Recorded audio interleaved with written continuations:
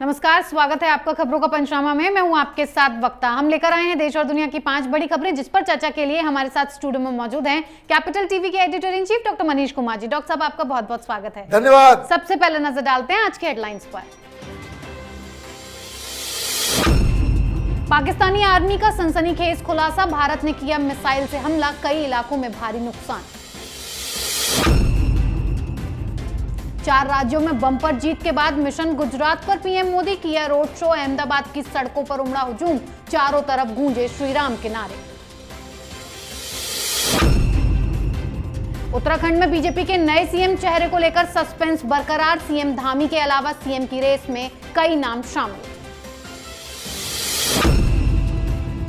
MCD चुनाव टाले जाने से केजरीवाल को बड़ा झटका, कहा बीजेपी डर गई आपकी लोकप्रियता से, केंद्र सरकार पर लगाया आरोप। फिल्म द कश्मीर फाइल्स हुई रिलीज, लोगों के दिलों को छू गई फिल्म, अभिनेता अनुपम खेर ने वीडियो ट्वीट कर दी प्रतिक्रिया।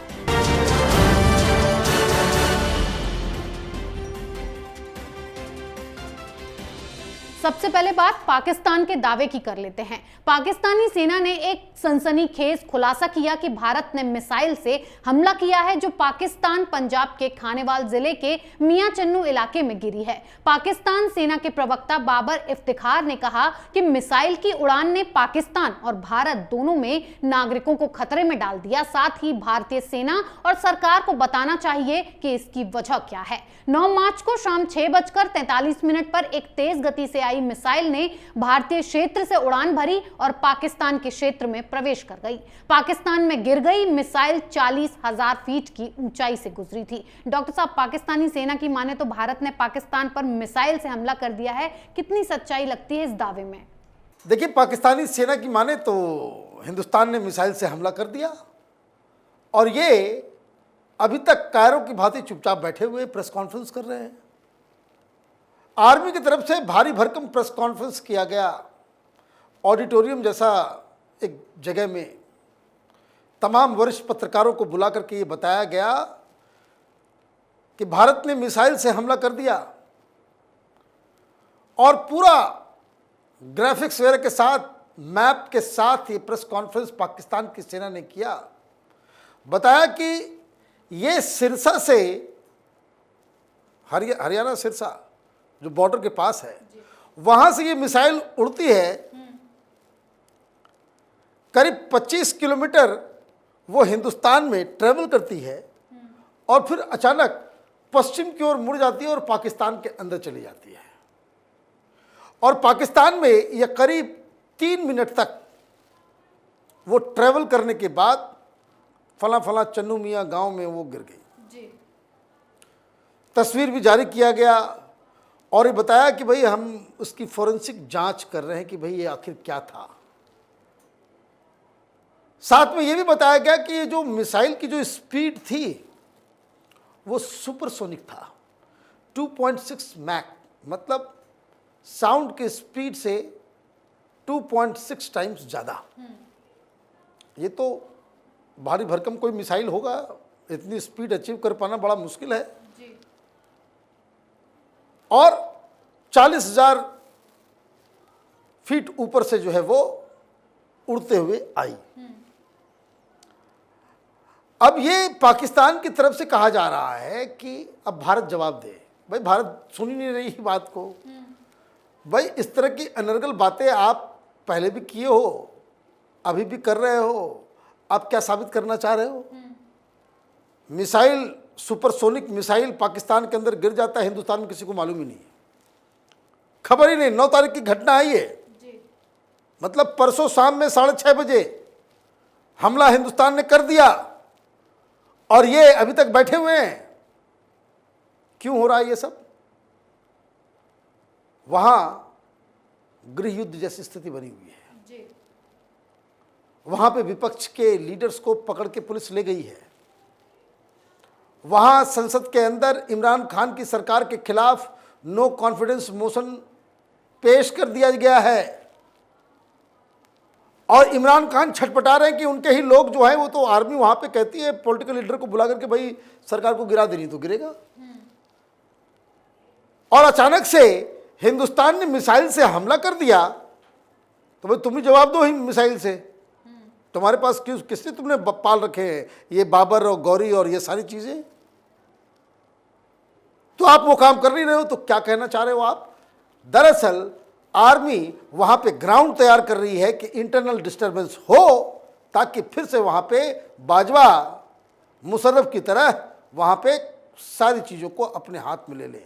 मतलब ये किस तरह का देश है कि इंटरनल प्रॉब्लम को सॉल्व करने के लिए ये हिंदुस्तान के नाम को इस तरह के विवाद में घसीट रहा है। फॉल्स न्यूज़, फेक न्यूज़, क्योंकि अगर मिसाइल से हमला हो जाए, छोटा सा भी मिसाइल, तो उससे बवाल मच सकता है। जी डॉक्टर साहब, पाकिस्तानी सेना अपनी साख बचाने के लिए झूठे दावे कर रही है, तो वहीं बीजेपी की बम्पर जीत के बाद पीएम मोदी आगे की रणनीति बनाने में जुट गए हैं। गुजरात पहुंचे और शानदार रोड शो किया। आज सुबह जब लोग मोबाइल पर अपने चुनावी इलाके के उम्मीदवारों की जीत का अंतर पता कर रहे थे, मोदी गुजरात के लिए उड़ चुके थे। टीवी पर लाइव शुरू हो गया और मोदी भगवा रंग की खास टोपी में सफेद आधी बाजू का कुर्ता पहने सड़क किनारे खड़े लोगों का अभिवादन करते हुए नजर आए। मोदी की गूंज सुनाई दी, भारत माता की जय और जय श्री राम के नारे लगाए गए। 4 राज्यों में भाजपा की प्रचंड जीत का ये जनता के जश्न का तरीका था। अहमदाबाद की सड़कों पर भारी संख्या में जनसैलाब उमड़ा जब अखिलेश, मायावती, जयंत चौधरी, राहुल गांधी और प्रियंका गांधी जैसे विपक्षी नेता चुनाव परिणामों पर हक्के बक्के हो रहे हैं। पीएम मोदी नए मिशन पर आगे बढ़ चुके हैं और 440 वोट का झटका विपक्ष को दिया है। डॉक्टर साहब, क्या विपक्ष में कोई नेता इतनी एनर्जी वाला दिखाई देता है? कैसे लड़ेगा मोदी से आगे बढ़कर? देखिए, बात आपने बिल्कुल सही कही कि प्रधानमंत्री मोदी आज सवेरे सवेरे वहां थे। अब आप इसके दूसरे पहलू को समझिए। उत्तर प्रदेश में आप जीत रहे हैं या हार रहे हैं, ये किसी को पता नहीं था। उत्तराखंड में तो बीजेपी वाले स्वयं कह रहे थे कि हम हार रहे हैं। गोवा में कोई भरोसा नहीं था। पंजाब में तो आप कहीं थे ही नहीं। इसके बावजूद महीनों पहले ये प्लान पहले से तैयार होता है। ऐसा नहीं कि सवेरे सवेरे ब्रश करते हुए प्रधानमंत्री मोदी को ख्याल आता है चलो भाई गुजरात चल पड़ते हैं। प्रधानमंत्री के कोई कार्यक्रम होगा तो 3 महीने पहले से ही वहां पे तैयारी शुरू हो जाती है। और आपने देखा कि सैकड़ों की संख्या में कलाकार और सारे लोग नजर आ रहे थे। तो कहने का मतलब ये है कि भारतीय जनता पार्टी अगर हार भी गई होती तो भी प्रधानमंत्री वहां होते। जीत गई फिर भी वहां नजर आ रहे हैं। और बाकी लोग क्या कर रहे हैं?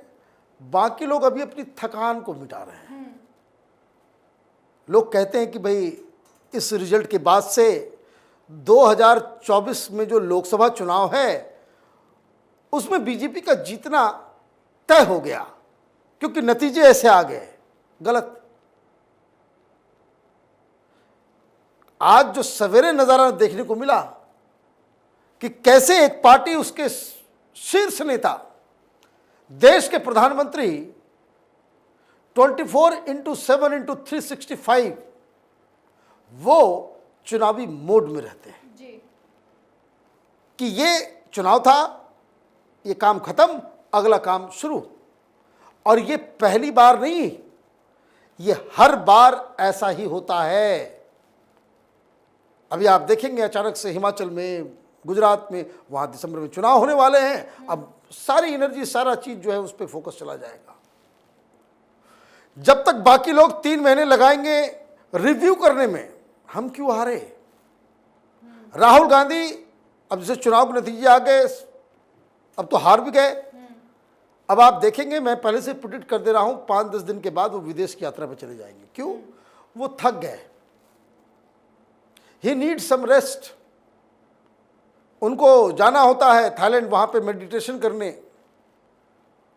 वो उनको छुट्टी चाहिए, लेजर।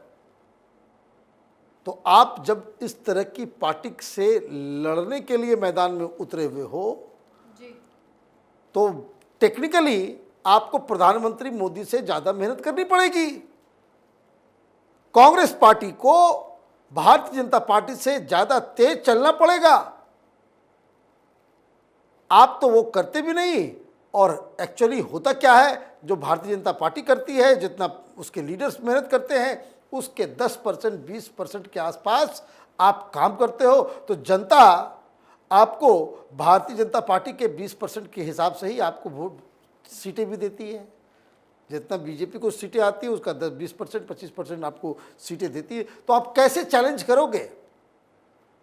और यही खासियत है अभी के प्रेजेंट डिस्पेंसेशन में कि ये लोग न सोते हैं न किसी को सोने देते हैं। जी डॉक्टर साहब, पीएम मोदी की सरप्राइज देने की आदत काफी पुरानी है। विपक्ष को पता चलता तब तक पीएम गुजरात दौरे पर थे। इस सरप्राइज के बाद अब उत्तराखंड में भी बीजेपी सरप्राइज दे सकती है। उत्तराखंड में प्रचंड जीत के बाद बीजेपी में मुख्यमंत्री के चेहरे पर मंथन शुरू हो गया है। नए सीएम के लिए धन सिंह रावत, राज्यसभा सांसद अनिल बलूनी, केंद्रीय राज्य मंत्री अजय भट्ट और पूर्व मुख्यमंत्री और केंद्र में मंत्री रहे डॉक्टर रमेश पोखरियाल निशंक समेत मंत्री रहे सतपाल महाराज के नामों की चर्चा चल रही है। मुख्यमंत्री पुष्कर सिंह धामी के खटीमा से चुनाव हारने के बाद अब नए मुख्यमंत्री को लेकर ये तमाम नाम रेस में सबसे आगे हैं। लेकिन उत्तराखंड की कमान कौन संभालेगा, इस पर अंतिम फैसला पार्टी आला कमान को लेना है। बीजेपी के राष्ट्रीय महासचिव कैलाश विजयवर्गीय ने कहा कि उत्तराखंड का सीएम कौन होगा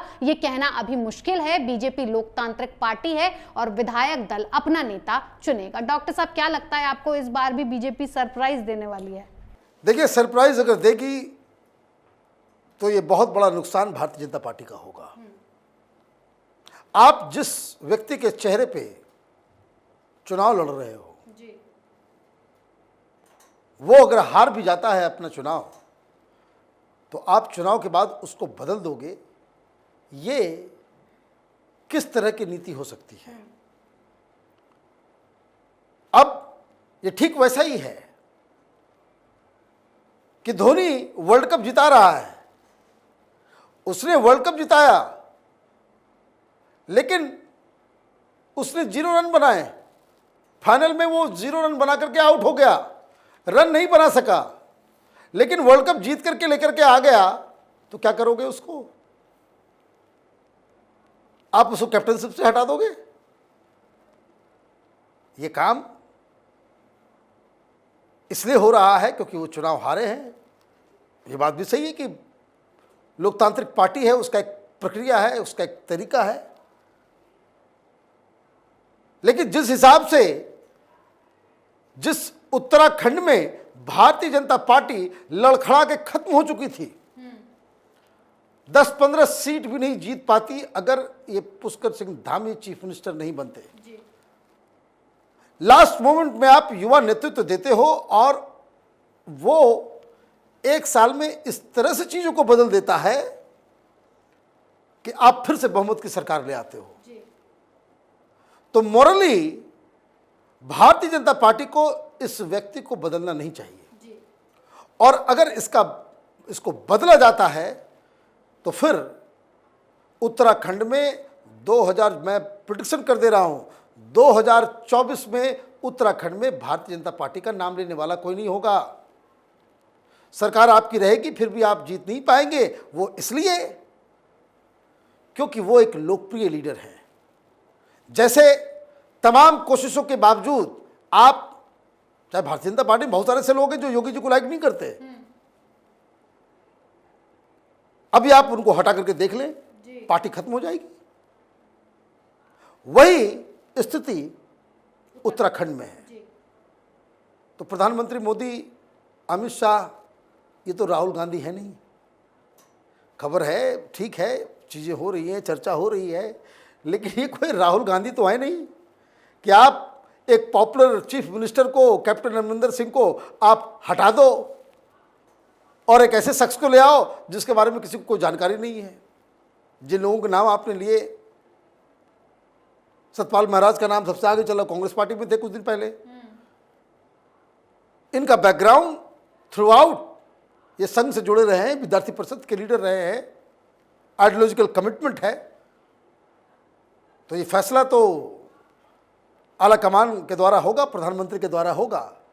और जो हमारे पास जानकारी है कि वो शायद उनको बदला नहीं जाएगा। जी डॉक्टर साहब, एक तरफ नए मुख्यमंत्री चुने जाने का सरप्राइज है तो वहीं अरविंद केजरीवाल को भी तगड़ा सरप्राइज मिल गया।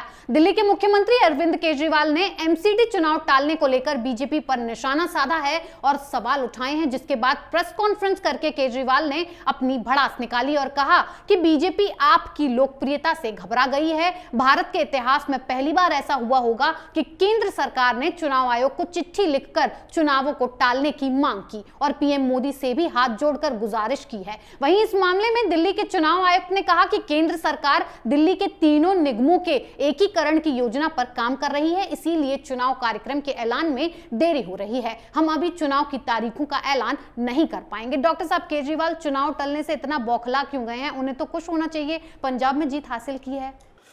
देखिए भाई, बहुत बड़ा नौटंकीबाज है ये शख्स। पहली बात ये कि कोई प्रेस कॉन्फ्रेंस इसने नहीं की, रिकॉर्डेड मैसेज रिकॉर्ड करता है, टेलीविजन चैनल को देता है, टेलीविजन चैनल वाले चला देते हैं। ठीक, अब पहले टेक्निकल चीज समझ लीजिए भाई, हो क्या रहा है। 2012 में दिल्ली के एमसीडी को इसका ट्राइफरकेशन हुआ था। 2012 से पहले दिल्ली में एक ही एमसीडी, अब हिंदुस्तान में और भी शहर हैं, बड़े बड़े शहर हैं, एमसीडी से ज़्यादा बड़ा बीएमसी है।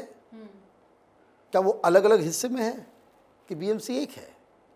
एक ही जगह एक साथ चुनाव होता है, हर जगह यही होता है। लेकिन कांग्रेस पार्टी ने, चूंकि भारतीय जनता पार्टी इस एमसीडी को जीतती रहती थी, तो कांग्रेस पार्टी की शीला दीक्षित की सरकार थी। 2012 में उनको लगा कि इसको ट्राइफरकेट कर देते हैं, 3 अलग अलग जगह पे इसको बांट देते हैं, तो हो सकता है कि 1-2 जगह एमसीडी हमारे पास आ जाए। आपने, शीला दीक्षित ने उसको बदल दिया, 3 हिस्सों में बांट दिया। उससे दिक्कत क्या हुई? उससे दिक्कत ये हुई, एमसीडी चलता कैसे है? जो टैक्सेस है, पार्किंग है, इधर है उधर, जो अब इसमें जो साउथ दिल्ली है उसके पास माल है, उधर अच्छी लोकेलिटी, अच्छे लोग हैं, पैसा ज़्यादा है, उसकी व्यवस्था बेहतर हो जा रही है। बाकी 2 जो बच जाते हैं उनको फाइनेंशियल क्रंच हो जाता है, और फाइनेंशियल क्रंच हो जाता है तो मालूम चलता है कि केजरीवाल जो है लेकर के पैसा बैठे रहता है, वो पैसे देता नहीं, हाईकोर्ट जाना पड़ता है, हाईकोर्ट से डांट पड़ती है तो पैसा रिलीज करता है। हर बार गूगल कीजिए, आपको मिल जाएगा। अब ये केजरीवाल एमसीडी में अभी तक नहीं बैठ पाया है, तो ये प्रपोजल पहले से ही चल रहा था कि भाई उसको यूनिफाई कर देते हैं, ताकि पैसा रहेगा एक जगह, तो आप हर जगह उसको व्यवस्थित कर सकते हैं और वो एक स्ट्रांग एंटिटी बनकर के बीएमसी की तरह जो है वो खड़ा हो सकेगा। अब ये शख्स ये क्या कह रहा है कि उस बात पे तो वो एग्री कर रहा है कि 3 को 1 कर दो, वो लॉजिकल भी है, लेकिन ये कहता है कि भाई पहले इलेक्शन करा लो, फिर बाद में, भाई सिर्फ तो बैठने भर की दिक्कत है ना, पहले 3 है तो 3 अलग जगह बैठेंगे और 1 कर देंगे तो 1 जगह बैठेंगे। This is what he is saying. लेकिन राजनीतिक ये बिना इसको चैन कहाँ से आता है? अब ये लगा हाथ पांव जोड़ने के लिए कि मोदी जी से हम प्रार्थना करते हैं, हम ये करते हैं, हम वो करते हैं। भाई कोर्ट जाओ, कोई काम इलीगल हो रहा है, हाथ जोड़ने से थोड़ी काम हो जाएगा। भाई कितने सारे लोग, हजारों हजार की संख्या में महिलाएं आंगनवाड़ी की, वो तुम्हारे सामने हाथ जोड़ कर बैठी हुई थी कि भाई पैसा हमें दे दो, कोरोना के दौरान जो तुमने हमें ठगा है उसका पैसा भी हमको कम से कम दे दो। क्या किया आपने? अस्थमा लगा करके उसको मारपीट करके भगा दिया। और ये खुद जो है रिकॉर्डेड पूरा ड्रामा। कोर्ट जाइए, कोर्ट में जाकर के आप इसी के खिलाफ कंप्लेन कर सकते हैं कि भाई इलेक्शन को टालना नहीं चाहिए, कोर्ट से जो फैसला हो जाएगा वो हो जाएगा। तो नहीं, आम आदमी पार्टी की लोकप्रियता से बीजेपी डर गई है, ठीक है, पॉलिटिकल स्टेटमेंट सही है, लेकिन हकीकत क्या है? हकीकत यही है कि ये जो ट्राइफरकेशन ऑफ एमसीडी है, बाकी दूसरे बड़े बड़े शहरों की तरह उसको यूनिफिकेशन ज़रूरी है। इलेक्शन कमीशन का ये कहना है कि ये यूनिफिकेशन बस कुछ दिनों की बात है, वो हो जाए तो फिर एक साथ सब चुनाव हम कर देंगे। कौन सा तूफान टूट रहा है, लेकिन ये अभी इनको चाहिए, तो सब कुछ चाहिए इनको एक साथ ही। तो यही इसकी पूरी सच्चाई है। जी, केजरीवाल को सरप्राइज तो तगड़ा मिला, जिससे वो काफी नाखुश नजर आए, लेकिन द कश्मीर फिल्म देखने के बाद जनता काफी खुश नजर आई और अपनी खुशी जाहिर की। कश्मीरी पंडितों के पलायन की ऐतिहासिक घटना पर आधारित फिल्म द कश्मीर फाइल्स आज रिलीज हुई है। विवेक रंजन अग्निहोत्री के निर्देशन में बनी फिल्म देखने वाले कई दर्शक इसकी सराहना कर रहे हैं, लेकिन आपको बता दें कि सेंसर बोर्ड ने इस फिल्म को ए सर्टिफिकेट देते हुए इसके कई सीन्स को काट दिया। विवेक अग्निहोत्री ने बताया कि सेंसर बोर्ड ने उन्हें फिल्म में कट्स की लंबी सूची थमाई थी। बोर्ड को इस्लामी आतंकी शब्द से भी आपत्ति थी। पहले कुल 2 दर्जन कट्स करने के लिए कहा गया, जिस पर अनुपम खेर ने ट्वीट करके कहा, आज मैं अभिनेता नहीं हूं, गवाह हूं और द कश्मीर फाइल्स मेरी गवाही है। डॉक्टर साहब, इस फिल्म के रिलीज होने के बाद जनता के रिएक्शंस आ रहे हैं जो हम और आप दोनों देख रहे हैं, साथ ही वो अनुपम खेर भी गवाह बन गए इस मूवी। देखिए, ये मूवी हकीकत पे आधारित है, एक ऐसी हकीकत जो दुनिया में पिछले शताब्दी में कहीं ऐसा हुआ ही नहीं। आप ये समझ लीजिए, इस्लामिक आतंकवाद हम कहते रहते हैं, ISIS तो अलकायदा और पता नहीं बोको हरम सब कुछ। जितने लोगों को इन लोगों ने मारा नहीं, ये बड़े बड़े आतंकी संगठन, जितने लोगों को इन लोगों ने बेघर नहीं किया, कश्मीर में हिंदुओं का खून उससे ज्यादा बहाया गया। किस नाम पे? अल जिहाद। हमारा तुम्हारा रिश्ता क्या, ला इलाह इल्लल्लाह। कन्वर्ट हो जाओ, घर छोड़ के भाग जाओ या फिर मर जाओ, ये ऑप्शंस दिए जाते थे। Can you imagine? अखबार में खबर छाप दी जाती थी कि भाई आज तारीख आखिरी दिन है, हिंदुओं वैली से भाग जाओ। 1.5 लाख हिंदू इसकी चपेट में आए और कहीं इस बात का जिक्र तक नहीं होता, कहीं इसकी जिक्र तक नहीं। कोई वॉशिंगटन पोस्ट नहीं, कोई न्यूयॉर्क टाइम्स नहीं और कोई हिंदुस्तान के इस तरह के दलाल पत्रकार जो $500 पे मां भारती की इज्जत पे दांव लगा देते हैं, नहीं, कोई जिक्र नहीं। और इस इतिहास को, इस हकीकत को हिंदुस्तान की मीडिया, हिंदुस्तान की सरकार, हिंदुस्तान की पॉलिटिकल पार्टी और ये लुटियन जमात, ये कांग्रेस पार्टी का जो इकोसिस्टम है, इन लोगों ने इसके ऊपर पर्दा डाला। ये फिल्म इसी हकीकत से पर्दा उठा रही है, इसलिए जनता फिल्म के दौरान रो रही है, बाहर निकल रही है, वो कहती भाई ऐसी फिल्म हमने देखी नहीं। और आप ये देखिए किस तरह के प्रताड़ना से उसे गुजरना पड़ रहा है विवेक अग्निहोत्री को।